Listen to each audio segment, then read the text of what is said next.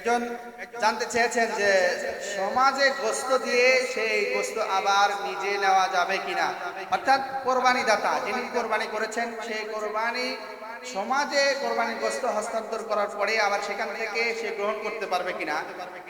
এটা একটা সুন্দর প্রশ্ন।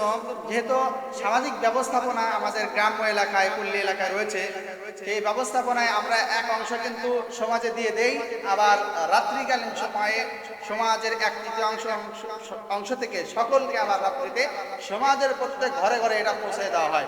এটা নেওয়া যাবে কিনা?